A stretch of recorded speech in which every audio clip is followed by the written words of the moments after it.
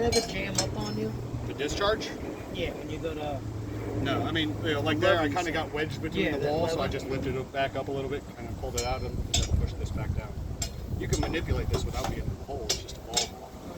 The nice part, when you're in the hole, you go up, down, left, right, you know, it's locked in a little better. So again, I'm going to unhook this just so it's free, kind of put it out of my way. Take this assembly here, drop this right down the vent tube, one with the pipe in it. Pull this back up. So I kind of like to prop things around. The rope just comes up through here. There's a pin on the wheel. See it? So what you do is you kind of let this go down a little bit. Catch the rope. Catch the end of the rope like this. Drop this in. So it actually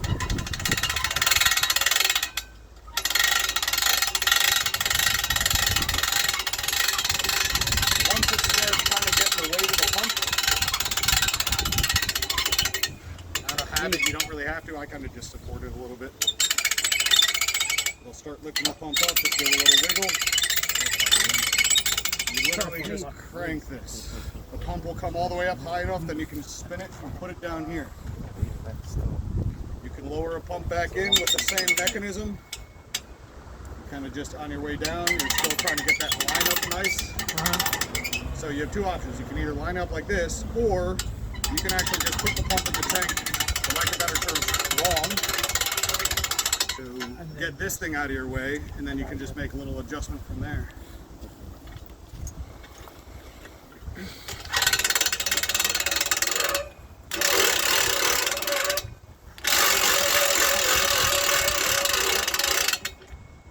Way to do that. How many times have you shattered your wrist? Never. Lose teeth. Yeah. On the big pump stations, I've gotten close. So then from here, I just lift it a little bit just to get the line up. Like I said, you can do it with that. It's just sometimes easier to kind of feel it go in. And the same thing, kind of just push on the back of the discharge while I lift the pump a little bit to make sure it's in all the way. You can see the discharge back. Done. Beats a vacuum Well, it's got truck. little push things on top of the elbow, huh? Yeah, that's not actually what they're for. They're to keep this flag assembly in the right spot, but they happen to work very perfectly as a little nipple to push on. Put in the hook and the flap, just go up. Sometimes they'll fight you a little bit, so you kind of got to slam it up. You're not going to be able to hurt it. We'll do it one more time for him. He's recording. Yeah.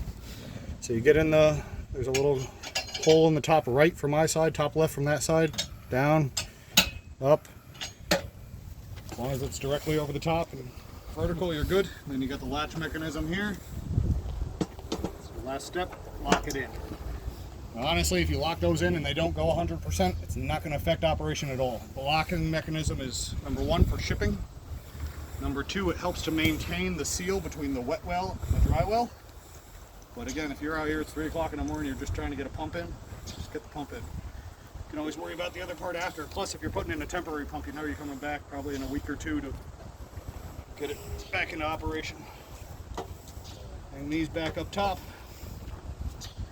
Hang your rope back up top for the next guy. When you get to a station, you can't see the rope, no one's happy. Everything on these has been made so that no one ever has to go down there. It's pretty easy to do from up here. Everything's service friendly, safe. Even if you had power on, it'd be pretty hard to shock yourself on that thing. You'd have to go out of your way and try to stick your finger in there.